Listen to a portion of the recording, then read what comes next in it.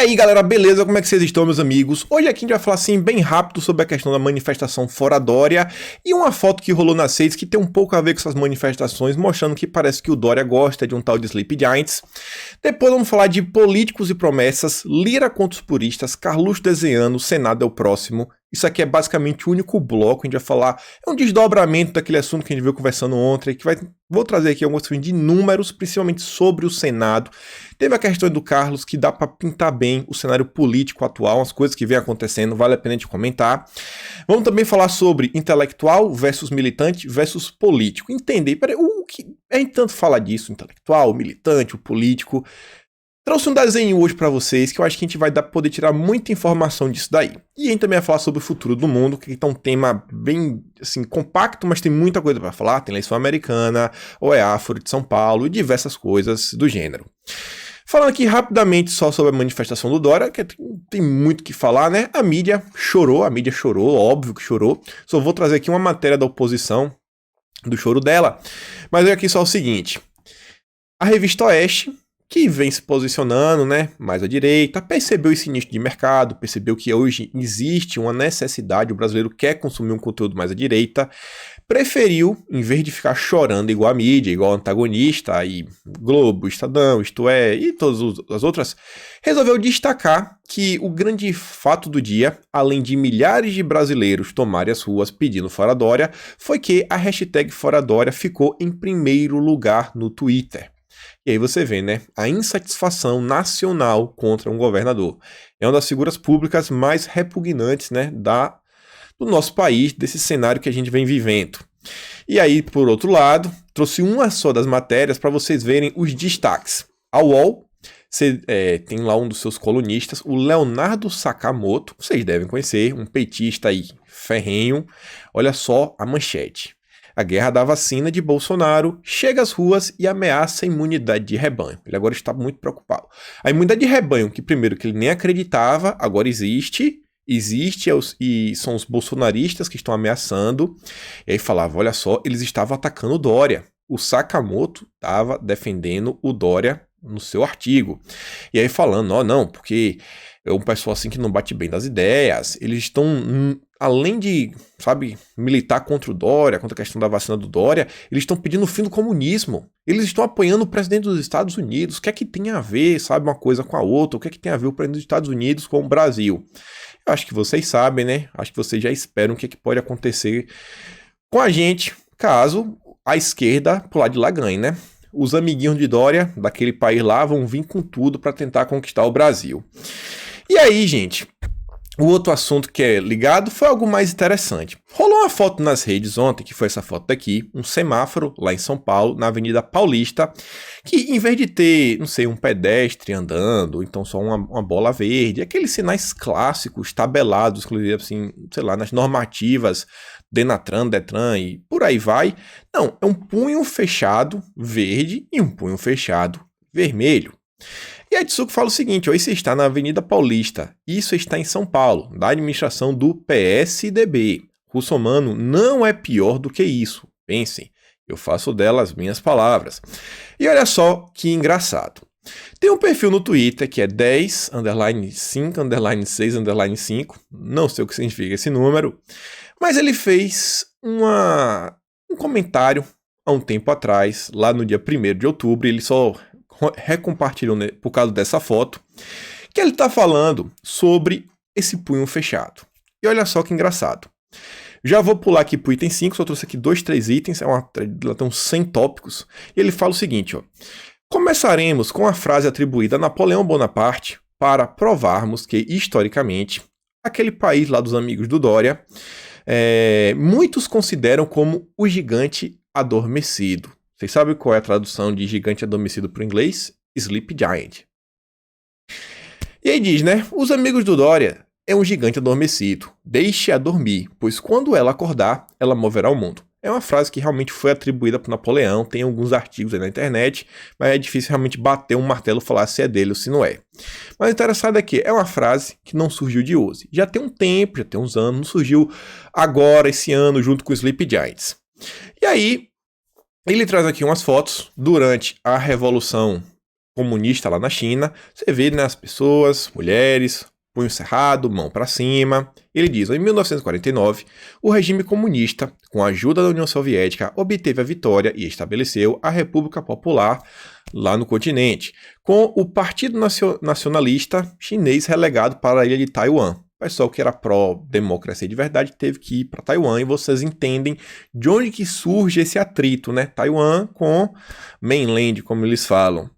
E aí, pessoal, olha só que engraçado. Aí esse perfil trouxe alguns livros. Assim surgiria farto material literário que corroboraria a visão de que os amiguinhos do Dória seriam o gigante adormecido. A abertura econômica operada por eles desde os anos 70 com Deng Xiaoping resultou, entre outras facetas, e a viabilização de um crescimento acelerado no país. O português aqui não está tão bom. Aí você vê, olha só que livros interessantes. The Sleep Giant Awakes, o gigante adormecido acorda. O gigante não mais um gigante adormecido. Aí você vê, ó o nome do país, o gigante adormecido, o Sleep Giant. O Sleep Giants. Vários livros. Quando a gente olha o que esse pessoal prega, o que o nosso Sleeping Giants aqui no Brasil prega, olha o símbolo, olha a mãozinha. E aí, a gente vê no Brasil, né, diversas figuras, Lula, Haddad, Disseu, Gleisi Hoffmann, fora o próprio Stalin, Maduro, Chávez. Essa mãozinha diz muito. E essa mão estava no semáforo em São Paulo. Aqui você vê, ó, nosso glorioso Disseu.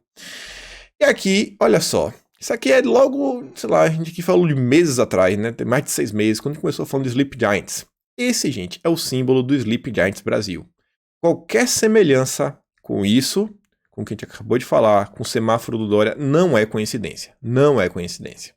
Não é mesmo. Isso daí que é os problemas que nós lidamos no Brasil. Isso também é importante para a gente ver a questão, né, da origem das ideias. De onde que surgem essas coisas? E quando você vê que tipo de grupamentos políticos esse pessoal defende, que lado eles estão na esquerda, na extrema esquerda, o que esse pessoal defende, você vê, né, que tudo se encaixa. Tudo se encaixa da forma mais bela possível. E a gente vai ver. Estamos em período de eleição. Eu realmente espero que o Bruno Covas não se reeleja. E aí, ontem também saiu uma matéria na BBC com essa mesma mão, esse punho cerrado, dessa vez segurando um smartphone. E a matéria é intitulada o seguinte, ó. Como o Brasil deixou de ser um dos campeões de liberdade na internet e vem, tipo assim, regredindo. Aí tem a chamada que é disseminação de notícias falsas estão entre os motivos que vem derrubando o Brasil no ranking de liberdade na internet. Aí você vai ver como é a matéria, né? Será que o Brasil está perdendo liberdade por causa de Alexandre de Moraes?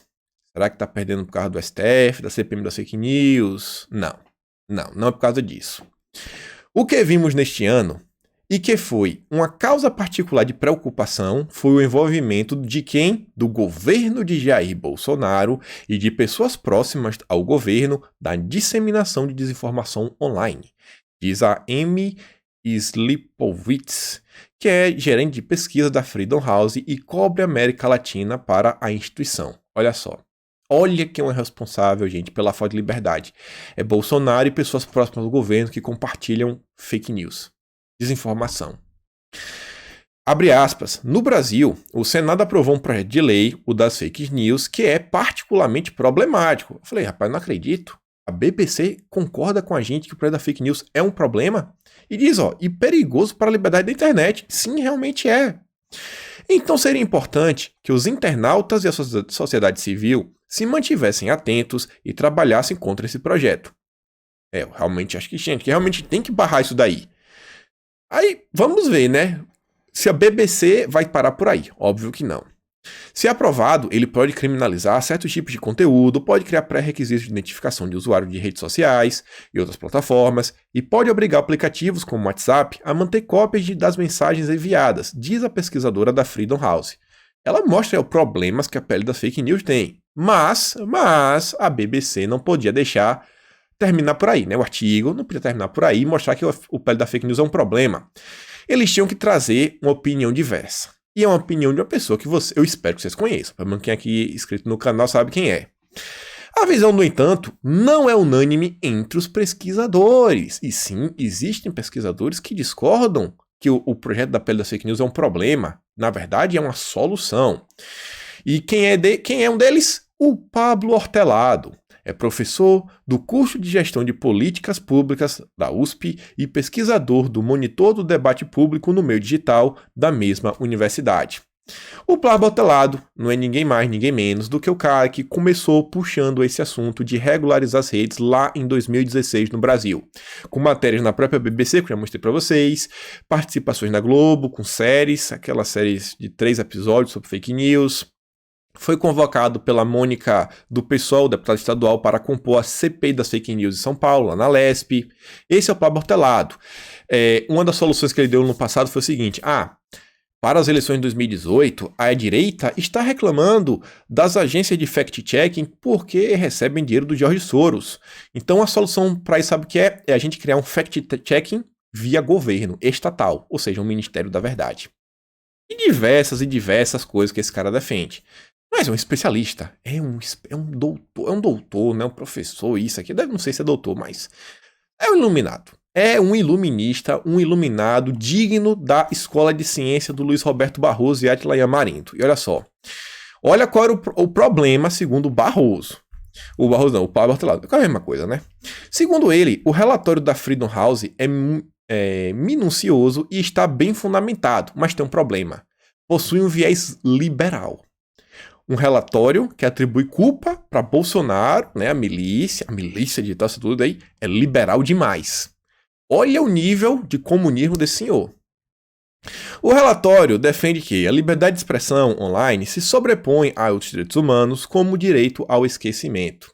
Esse cara vai estar aí na CPI das fake news de São Paulo. Outro convidado a compor também é o Thiago Pavinato, que é do MBL, olha só. E a galera do MBL, na hora que teve a requisição aí para saber se o Pablo Hortelado podia ou não podia participar, o Arthur Moledo Duval estava na sessão e votou por sim. A Jana Pascoal também estava e também votou por sim. É assim que acontecem as coisas, né? Mas ninguém fica sabendo. Eu contei na época. Há no relatório uma visão unilateral em defesa da liberdade de expressão e da privacidade, sobretudo quando ela conflita com outros direitos. É porque, tipo assim, a liberdade de expressão é inviolável, né? Realmente, assim, a gente tem que proteger com tudo, mas para ele não é bem assim. E aí, sabe o que é que ele defende, gente? O direito ao esquecimento. Vocês sabem o que é isso? É basicamente o seguinte, eu vou ler o que ele diz, ó. Quando bem implementado, o direito ao esquecimento, quando bem implementado, é parte do direito ao desenvolvimento da personalidade. É um direito humano. Direito ao esquecimento, quando bem implementado, significa a desindexação das plataformas. Então, no mecanismo de busca, eu não vou mais encontrar resultados sobre um crime que eu cometi depois que a sentença foi cumprida. Explica ele. É o seguinte, você cometeu um crime, passou, você cumpriu a pena, prescreveu, você pode pedir para desaparecer com todas as notícias. Você vai forçar, não, para ninguém saber. Ninguém pode saber. Ninguém pode saber que você fez algo errado no passado. Olha só, né? Olha que coisa sensacional. Já pensou? Será que o que é que o PT ia fazer? Imagina o PT. Gente, se o PT pedir direito ao esquecimento, a gente vai ter que desaparecer com a história do Brasil. A gente vai ter que recortar alguns anos da nossa história, né, para poder caber. Senão a gente vai falar, tá, o que aconteceu nesse ano? Não sei. A gente tem que esquecer, né? Não pode saber nada. Direito ao esquecimento. E ele diz, ó, por quê?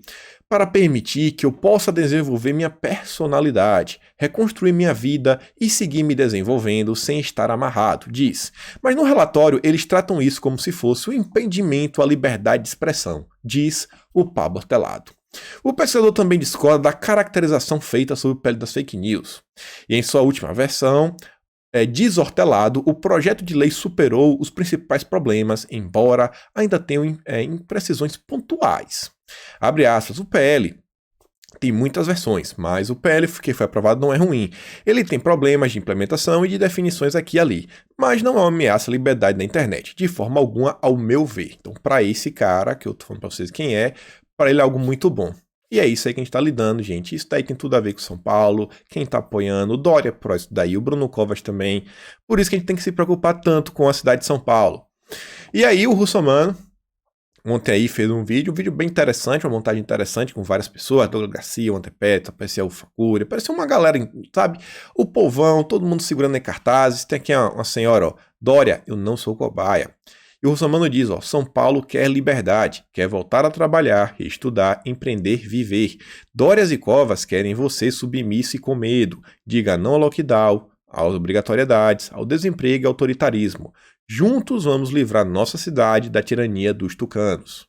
Eu não acredito que tem gente reclamando ainda do Russomano. E tem muita gente. Eu entro no Twitter, a gente assim, da direita fala, cara, o pessoal tá numa cortina de fumaça, tá cego. As pessoas estão cegas. As pessoas estão vivendo no mundo da Alice no País das Maravilhas. Não do mundo real, de candidatos reais, sabe, possibilidades reais. O pessoal ainda tá, acho que no início do ano, achando que pode aparecer um candidato novo. Mas enfim, aí, olha a grande mídia. Os últimos dias, todo santo dia, são matérias contra o Russomano. Aí você vê, ó, com Covas consolidado, campanhas aumentam ataques em busca do segundo turno. Oh não, temos que atacar. Nós estamos atacando, né? O problema é Russomano. UOL de novo, em queda, Russomano amplia elo como bolsonaristas para driblar vazio partidário. UOL de novo, Russomano já foi acusado em um BO de tentar furtar gerador. Vocês estão vendo, gente? Isso aqui é só do grupo UOL. Eu não fui pegar o que a Globo soltou ontem, não fui pegar o que a Veja soltou e diversos outros grupos. Mas todo mundo ficou nessa ladainha. Russomano é um grande problema, né? Boulos é bom, Covas é bom, Gilmar Tato é bom. O único problema de São Paulo é o Russomano e a mídia tem que parar a todo custo. É o aliado de Bolsonaro. E aí, olha só, o Gil Diniz fala o seguinte, ó. Me perguntam quem para prefeito em 2020? Respondo, voto para tirar o PSDB do poder. Meu voto será do Russomano. Sugiro aos vereadores, deputados estaduais e federais, do Republicanos, que deixem seu apoio público ao Celso, ou vão continuar ao lado do Dória e do Covas em São Paulo. E ele traz uma postagem do Russomano falando que eu sou contra essa questão de lockdowns. E, gente, os prefeitos estão bonzinhos é só porque é eleição. Quando passar a eleição, eles vão vir de novo com aquela história de segunda onda. E eu tenho certeza que várias cidades vão voltar a fechar. Não é especulação. Vai acontecer. Eu espero que não seja a sua cidade. E aí, pessoal, eu quero falar, estava lá no índice, para a gente fazer algumas análises, principalmente olhando como está o debate público, sem citar pessoas que estão participando. Um dos temas que eu coloquei foi o quê? Políticos e promessas. Por exemplo, nós temos aqui Leandro Lira, 10.300, é o número dele, político aí, do Republicanos também, amigo do Carlos Bolsonaro, Carluxo aí fala que o cara é um cara bom, candidato a vereador no Rio de Janeiro, e ele dá alguns dos posicionamentos dele. Primeiro, apoiar Jair Bolsonaro. Isso é fácil, concorda? Apoiar. Segundo, pró-reformas. É fácil ser pró-reformas, mas se o Leandro ele não for presidente, né, da Câmara dos Vereadores, será que ele vai conseguir colocar a reforma que ele quiser para avançar? Não pode. Agora, se uma reforma entrar, ele vai lutar. E ainda assim ele vai tentar colocar pressão para as coisas serem votadas. Ele está deixando as intenções dele. Ele é a favor de escolas cívico-militares, ele é contra impostos, contra lockdown, ele é contra. Mas aí ganha Marta Rocha do PDT. Marta Rocha colocou lockdown. E aí? O Leandro Lira vai ser ruim? Se a Marta Rocha colocar? E aí você pega esse cenário e transporta para o Congresso e para o presidente. Bolsonaro tem aquelas limitações que o STF implementou, coisa e tudo mais. Bolsonaro não tem a presença da Câmara. Será que os deputados, 2, 3, 4, 5, 10 deputados, vão conseguir, sabe, mudar uma decisão do STF e fazer com que o Bolsonaro tenha força de novo? Vocês percebem como são as coisas? E o que é que eu quero chegar com tudo isso? Aí ele fala que ele é contra aborto, contra a legalização de você sabe o quê, contra a doutrinação, contra os abusos do STF. Época de campanha é época de campanha. Época de mandato é época de mandato. Mandato legislativo é diferente de mandato executivo. O mandato executivo você tem muito poder de execução, como o próprio nome do cargo diz. Ou seja, todos os holofotes estão sobre você, principalmente quando você é um presidente da República, como é o Bolsonaro. Bolsonaro não vai ficar dando declarações o tempo todo, até porque a gente já sabe o que ele pensa. Porque ele dá a declaração, vai nos agradar, a gente vai ter só aquele reforço do que a gente já sabe, não é novidade que o Bolsonaro pensa, a gente sabe, mas a gente vê o tempo todo a mídia criando problemas. Ah, mas Bolsonaro prometeu isso, aquilo, aquilo outro. Prometeu, tá tentando, em momento nenhum deixou de seguir, agora é aquela coisa. Entre os poderes reais que o cargo do executivo tem e o que o cara realmente pode fazer, tem aquele gap. E aqui o Leandro Lira, quando ele traz essa lista, é a mesma coisa. Ele tá deixando os posicionamentos que ele quer ter. Isso aqui é o ponto é o ponto máximo, é o ponto ideal. Se ele vai chegar até lá, a gente não sabe. O cara tá falando, eu me comprometo, eu vou tentar chegar nesse patamar. E um comentário que não daqui que é interessante, hoje em dia eu não acompanho esse mais tão de perto, mas eu gostava muito de acompanhar o mercado de fitness, bodybuilding, de academia, musculação. E tem um cara no Brasil que é bem interessante, que é o Felipe Franco. Felipe Franco é um cara famoso, ele era marido da Juliana Salimene, que era paniquete e tudo mais. E ele é candidato a vereador. Eu não lembro agora, acho que ele é candidato a vereador em São Paulo, tô na dúvida tem um local. Mas sabe o que é interessante? Você vê como hoje ainda, por exemplo, você que tá aqui me assistindo, você já tá no nível que a gente tá conversando aquele país lá, Foro de São Paulo, eleições, OEA, sabe? A gente tá a gente tá em outro patamar. O cara tá numas pautas que é assim, não, se eu for eleito eu vou me comprometer a criar praças de academia, eu vou lutar pelo, sei lá, melhor qualidade nos parques, pistas de skate, isso, aquilo outro. Beleza, é interessante, mas você vê, enquanto a gente já tá no próximo nível do debate, das disputas ideológicas, você vê que ainda temos inúmeros políticos no Brasil que não tem essa percepção. É assim, acha que as coisas, sabe, não existe esquerda e direita, é tudo a mesma coisa. Não tô criticando o cara nem nada, só constatando a realidade. Olha como são as coisas. Olha assim, se a gente tá aqui hoje debatendo isso, a gente já chegou em outro patamar. Mas continuando aqui, porque tem muita coisa interessante, eu quero falar bastante do Senado ainda. Ligado a isso daí, falando direita, militância, todo esse pessoal, ontem eu fiquei relativamente assim, triste de ver que pessoas que apoiam o presidente, realmente apoiam, você vai no perfil da pessoa, você vê que pessoas que apoiam, se dizem inclusive assim super fiéis, ultra fiéis, algum colocando no nick, eu apaguei até para não dar ibope pra pessoa.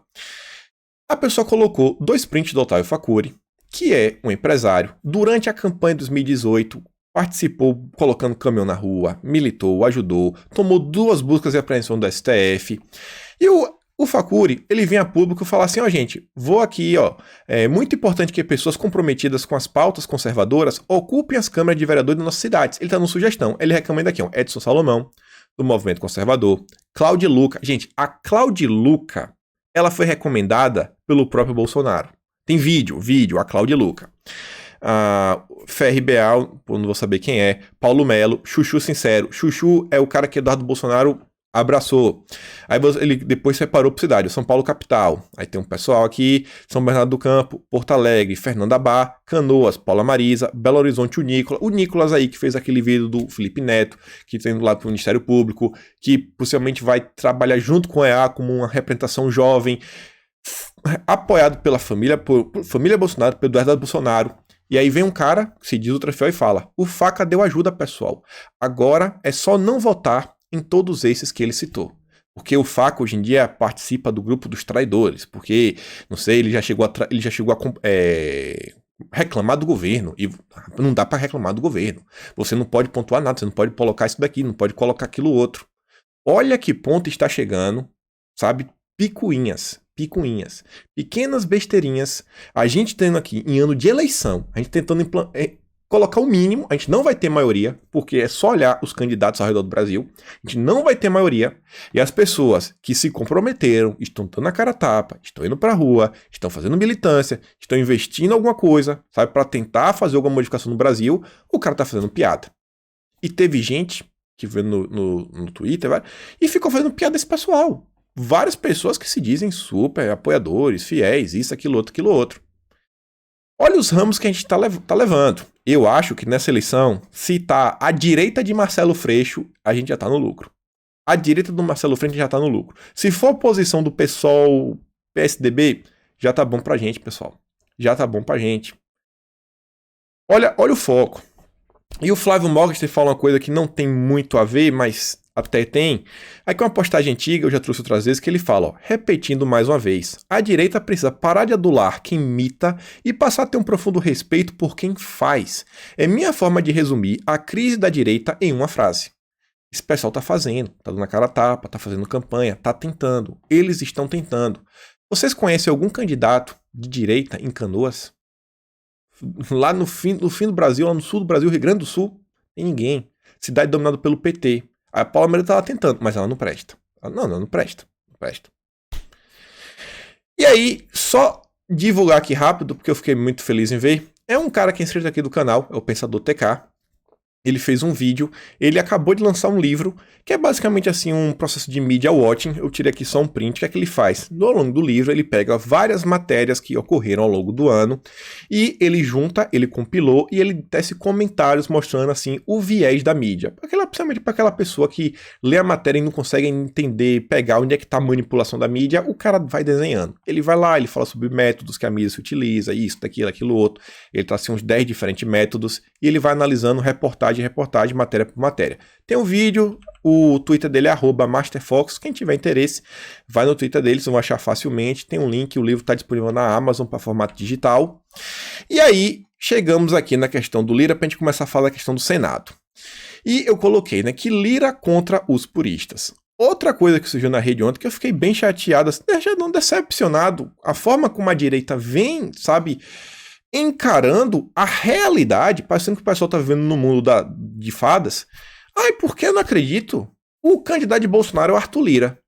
É o Arthur Lira, é o Arthur Lira, é o Arthur Lira. Aí eu falei, tá, e vai ser quem é o candidato de Bolsonaro? Vai ser Bia Kicis? Será que o pessoal vai apoiar a Bia Kicis? Gente, vocês acham que o pessoal vai apoiar a Bia Kicis?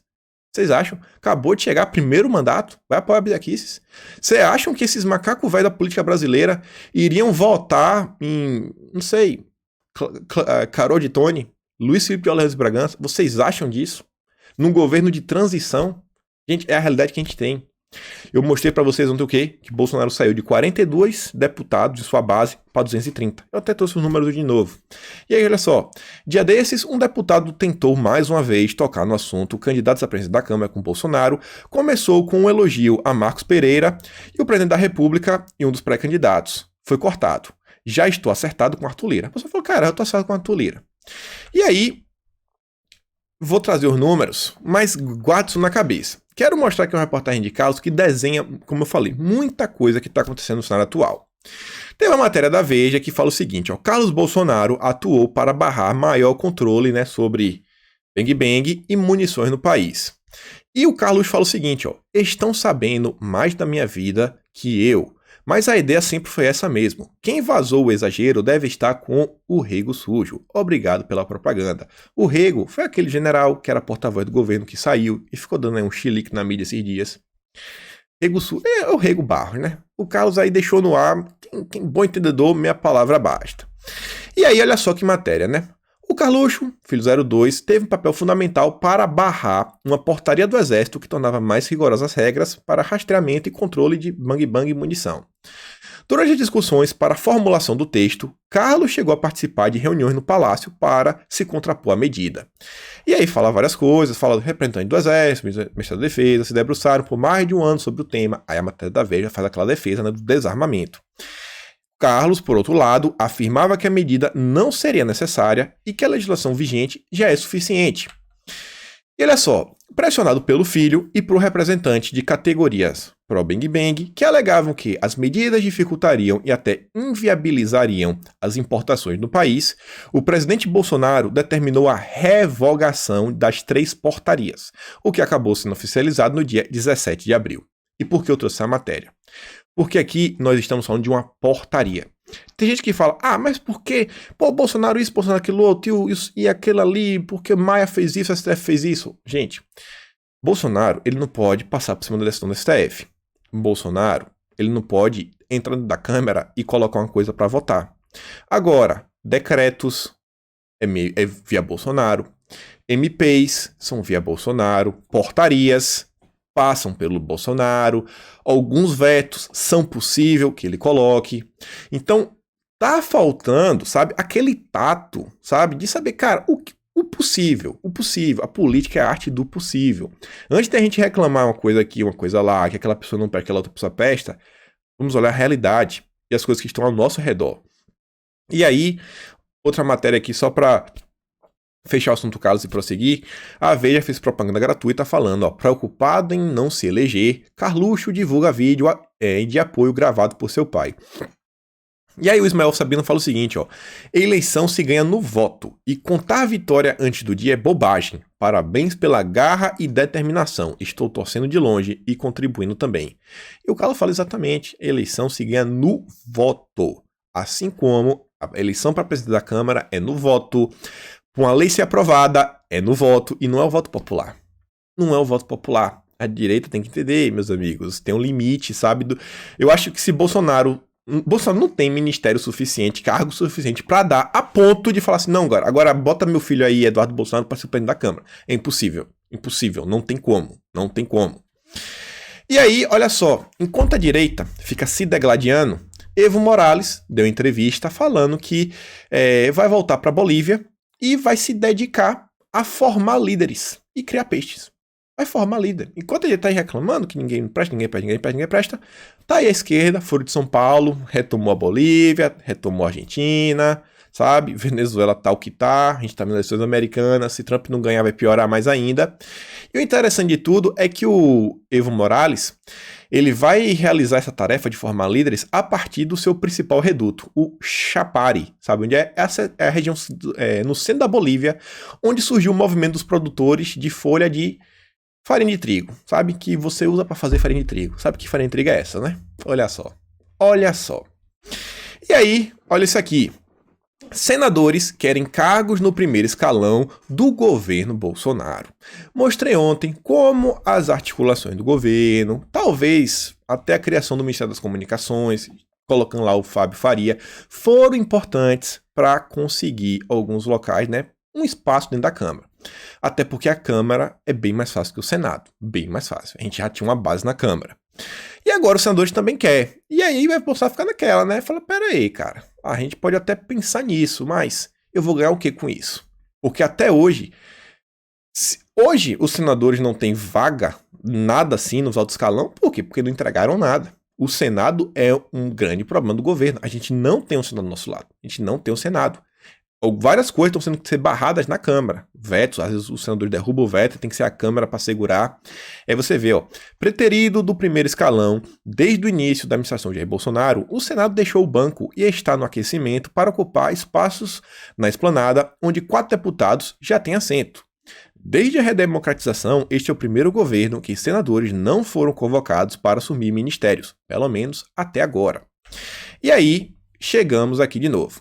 Mostrei que ontem, né, tínhamos 41 deputados da base, 330 independentes, e agora hoje temos 230, um deputado que a gente pode trazer para o nosso lado, dependendo da situação, temos aí mais pelo menos 33, tem o blocão do MED 94, o bloco da centro-esquerda de 12 e a oposição de verdade com 132. Só que hoje eu quero focar mais no Senado. Os senadores querem tanto espaço, mas a base conta com 2. Com 2 senadores de base é meio complicado, né, gente? Concorda aí? É meio complicado. É meio complicado. Isso era no início do governo. Agora as coisas já mudaram um pouquinho. Não são só mais 2, mas ainda assim nem se compara. Enquanto a gente tem 40% da Câmara, o que justifica você ceder um espaçozinho, a gente não tem 40% no Senado. Fui lá eu, mais uma vez, fazer uma tabelinha. Não vou colocar o nome dos deputados, mas coloquei por partido. Então, fiz algumas classificações. Eu nem considerei base. Eu considerei base entre aspas. Porque são senadores assim que a gente sabe, cara, não é. A depender pode não estar com a gente, por exemplo, o MDB. O MDB é de Baleia Rossi, mas ao mesmo tempo o MDB é de Eduardo Gomes, que é o líder do governo no Congresso. Mas nesse atual momento, o líder do governo no Congresso é do MDB, é o Eduardo Gomes. Então, no Senado, vou considerar como base. A gente tem o PP, do Ciro Nogueira, os republicanos. Então, nesse primeiro pacote de base, hoje a gente tem 23. Num total aí que deveria de ser 81, mas tem 77 em exercício, pelo menos é o que diz o site oficial do Senado. Então, a gente tem, assim, basicamente, hoje, 25%. Tem muito a desejar. Depois tem um grupo que eu diria assim que seria a semi-base, que é o Bloco Parlamentar de Vanguarda, que aí é o bloco do Davi Alcolumbre, que é o DEM, o PL e o PSC. São mais 8. Ainda que esse grupo seja mais próximo do nosso, só temos 81. Sendo que se a gente pega lá na Câmara, e aí a gente junta a base junto com o centro independente, sem direita ali, né, aquele aqueles partidos, a gente já tem 263. A gente já tem a maioria, a gente já inclusive emplaca um presidente da Câmara. No Senado a gente não emplaca. Não emplaca. Aí a gente tem a oposição. A oposição do Senado já são 18, que é o PROS, PT, que é Bloco Parlamentar da Resistência Democrática, Cidadania, PDT, PSB, Rede, com mais 18 deputados. Depois tem o pessoal da semi-oposição, né? PSDB e PSL, que muito a depender, podem votar matéria junto com o governo. Tem um pessoal de situação, que é o Muda Senado, né? E PSD, eles dizem que eles são 100 blocos, mas não é bem assim, né? O Muda Senado, a depender, volta assim com o Bolsonaro, mas é aquela coisa. O PSD é o partido aí do Fábio Faria. Então, às vezes, olha só, o Fábio Faria tá lá nem à toa. 10 senadores. Já pensou se a gente traz esses 10, junto com os 23 da base e os 8 aqui do Bloco do Alcolumbre, a gente vai totalizar o quê? 23 com 8, 31. 31 com 10, 41. 41 é a maioria, que é 40,5. 41. A maioria absoluta que o Senado classifica. Eu vou até mostrar para vocês logo menos. Tá aqui, ó. Quórum de votação. Projetos de lei complementar no Senado precisam de maioria, que é 40,5. Metade dos 81, ou seja, 41 deputados, você aprova que seria a maioria absoluta. A maioria simples é, tipo assim, no quórum que está presente, a maioria dessa maioria. Aí tem pautas que a gente precisa de 3/5, que é aquela que o Bolsonaro falou dos deputados, que precisa de 308. Aí no Senado, ele precisa de 49. É mais complicado. E ainda tem aquelas pautas que são a coisa de 2/3. Eu não sei o que é que vota isso no Senado 2/3, mas seriam 54. Como conseguir 54 senadores? Conseguir 342 na Câmara já é difícil. A gente já tem que pegar a ajuda do Maia. Tirando a esquerda, só sobram 373. Mas tem 12 que não estão ativos, então não estão em exercício, então já cai para 361. E tem 342. Olha como é difícil para Bolsonaro. Vocês estão entendendo como é o processo? Então, gente, isso é uma articulação política. É a arte do possível. É a arte do possível em números. Em números. E aqui, fiz aqui mais uma vez, né? Só a tabelinha, para ficar fácil, para vocês entenderem. Ah, porque é tão difícil, porque Bolsonaro tem que ceder aqui, porque Bolsonaro tem que ceder aquilo lá, porque Bolsonaro no peito não faz isso. Aqui, cara, quando for uma coisa de portaria, tenha certeza que vai ser muito mais fácil de cobrar Bolsonaro. Quando for uma coisa de decreto, MP, aí dá para ir. Coisas relacionadas a ministério, sabe? Alguns acordos, cargos de autarquia. Isso daí, Bolsonaro tem muito mais poder nas mãos.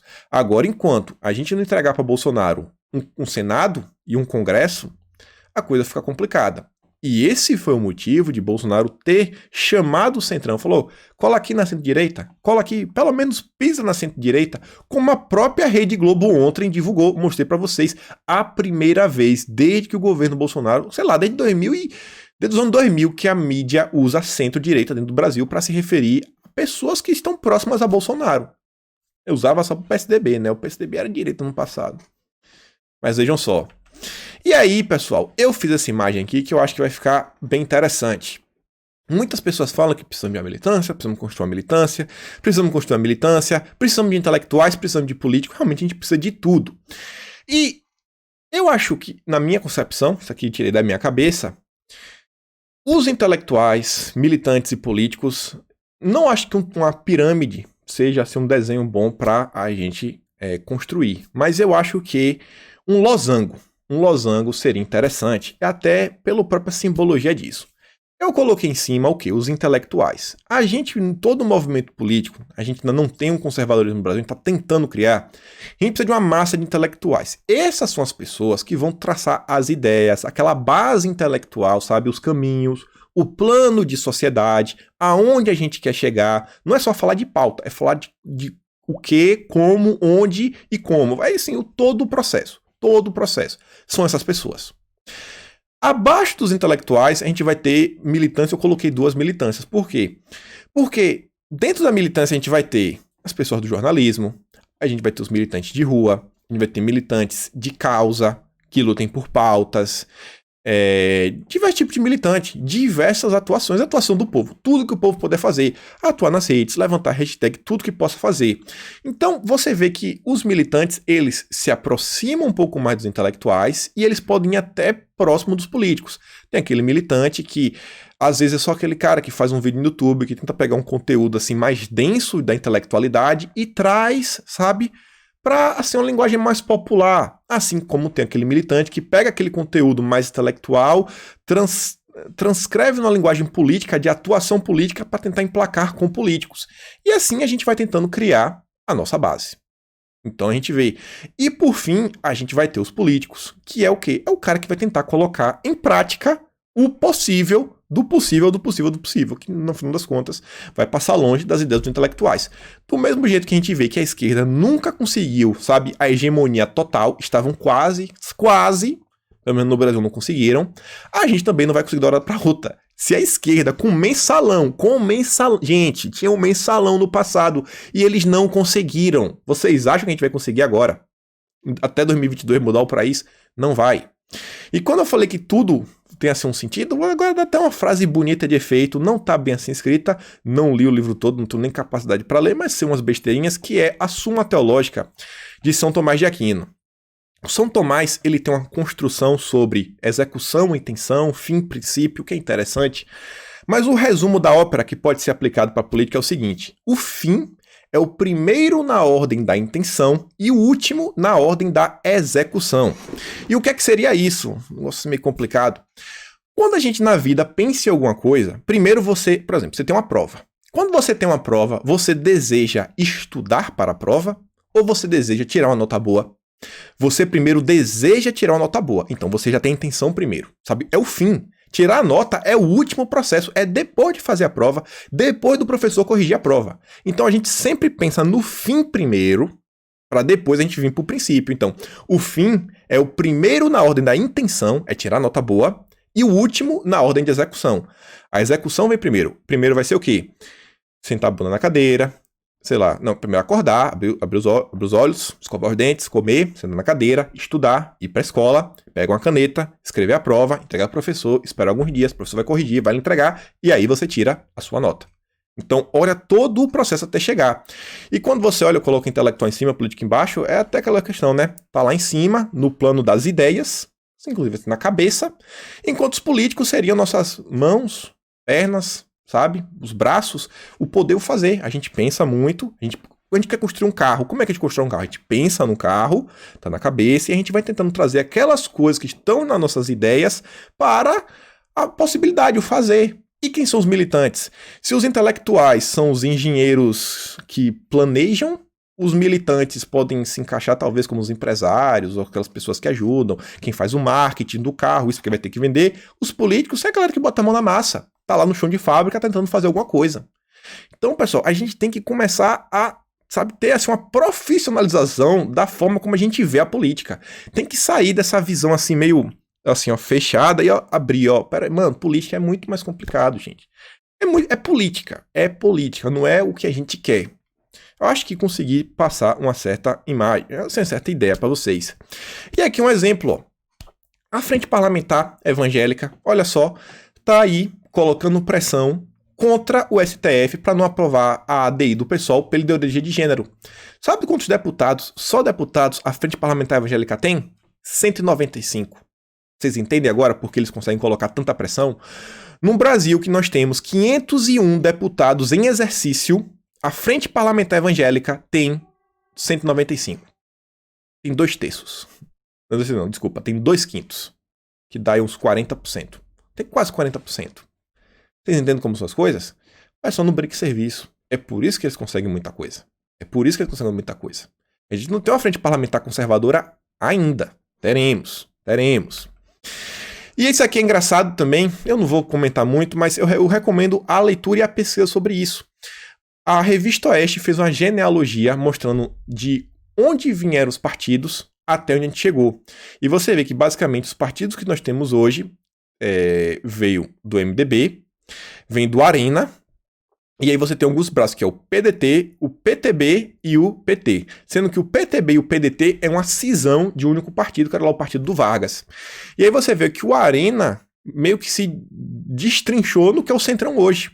Aí você vê que é o PP, PSD, o DEM, sabe? E você vai vendo que tem outros partidos que foram surgindo depois da chamada redemocratização. E você vai vendo como é as coisas. Uma coisa que eu achei aqui bem interessante, vale a pena comentar, que é sobre o Foro de São Paulo, é o Cidadania. O Cidadania vem do PPS, que era o Partido Popular Socialista, que é membro do Foro de São Paulo, estava lá. Mas sabe o que é interessante? Pô, PPS, comunista.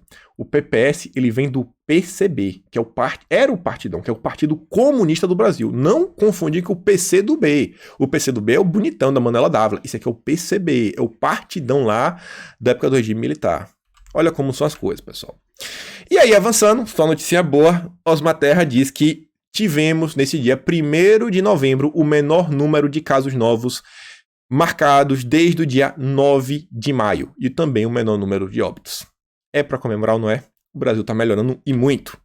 E aí, pessoal, a Rede Globo, né, o Grupo UOL, toda a mídia brasileira, a mídia internacional, tá tentando fazer tudo para Trump não ganhar. E olha só, protestos do pessoal da esquerda, né, não causaram aumento de casos, mas casos dispararam em Oklahoma após o comício do Trump.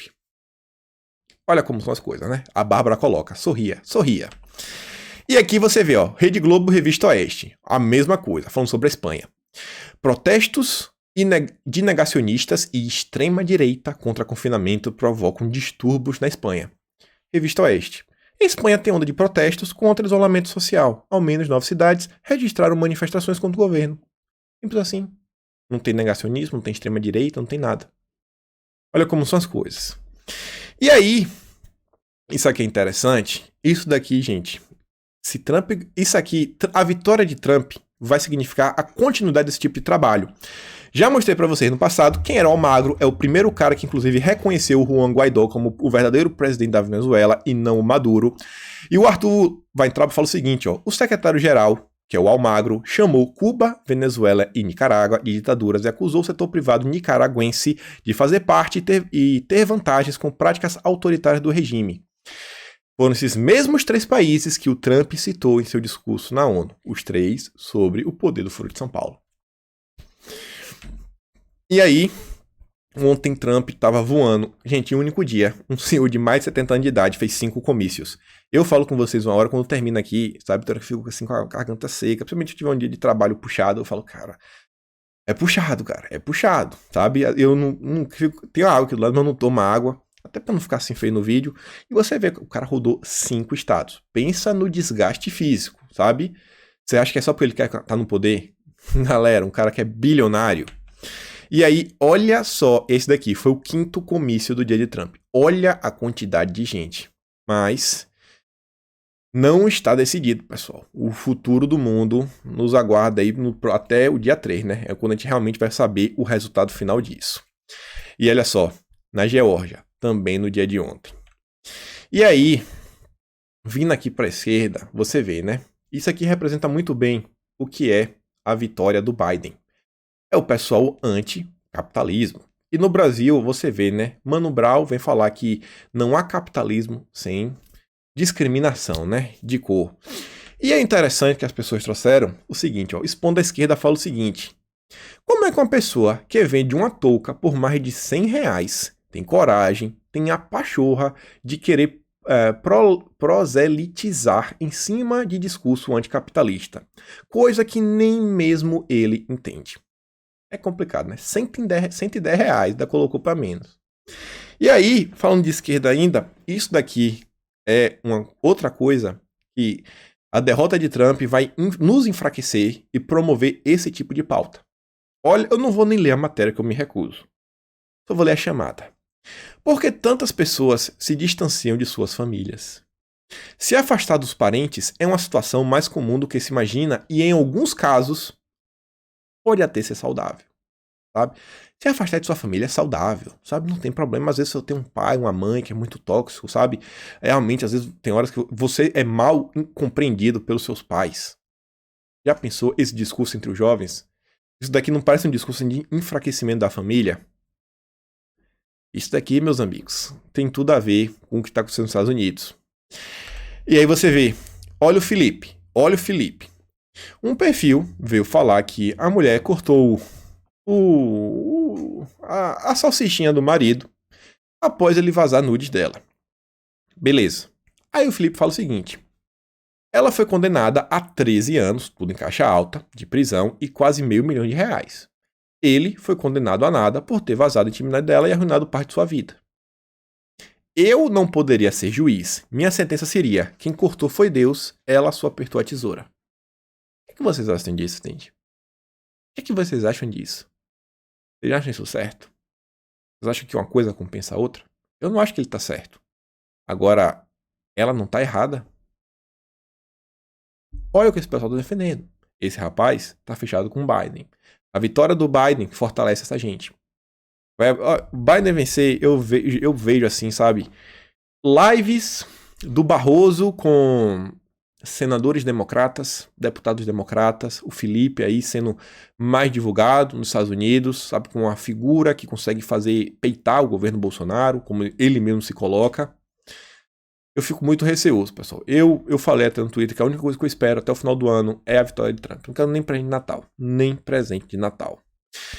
E olha só essa matéria aqui interessante, para mostrar, né, por que a direita tem que se organizar. O Luiz Paulo, ele trouxe esse print aqui que falava assim, para quem não acreditava, vejam aí, todo o plano detalhado e escrito dos projetos do Folha de São Paulo, um jornal de 12 de fevereiro de 2020, um jornal espanhol, escrito eu acho que realmente é espanhol. Pelo menos quem escreveu foi Luiz Maria Anson, da Academia Real Espanhola. Não sei se é só de um país de língua espanhola, mas olha o que ele fala. Ele fala do Folha de São Paulo, foi criado por Lula e Fidel Castro, e falam que ele tem como objetivo submeter os poderes do Legislativo e Judiciário ao Poder Executivo. Isso aqui parece quase um print lá do...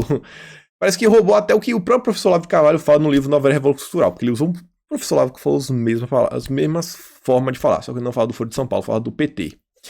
E ele falava, né, desmitificar a religião, introduzindo elementos que confundam seus princípios, incrementar o manejo dos medios de comunicação, controlar as redes, controlar a comunicação, falar várias coisas.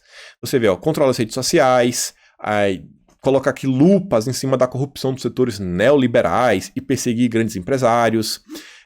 Aqui, controlar as constituições, para garantir a reeleição das pessoas. Então você vê, tudo vem fazendo e fala, a Espanha sanchista está agora em conversa com o Foro de São Paulo. Então realmente é espanhol, que é o Pedro Sánchez. Eu falei lá na época do vídeo, eu vi aquele vídeo de ontem, que quando eu falei para vocês, de onde surgiu, né, o enfraquecimento de Maia, quando o Bolsonaro conseguiu trazer o Centrão para perto, era 2 dossiês que eu falava da atuação do Rodrigo Maia, principalmente do que ele foi fazer lá na Espanha. E quando ele estava com o Pedro Chances, e aí eu mostrava que o Pedro Chances, sim, ele é amigo do Folha de São Paulo, ele é membro do Folha de São Paulo, é o PSOE e o Podemos, acho que é mais o Podemos espanhol. E, meus amigos, olha só, outra matéria da Globo dia de ontem. O perigoso esporte de humilhar general. Olha só, é uma matéria do Fernando Gabeira. Só vou ler uma coisa para vocês, ó. Alguns analistas acham que Bolsonaro tem prazer em humilhar generais para compensar seu fracasso no exército. O desprezo pelas Forças Armadas, por sua vez, repercute na política de segurança nacional. Uma das consequências mais nefastas do governo Bolsonaro foi ter comprometido as Forças Armadas.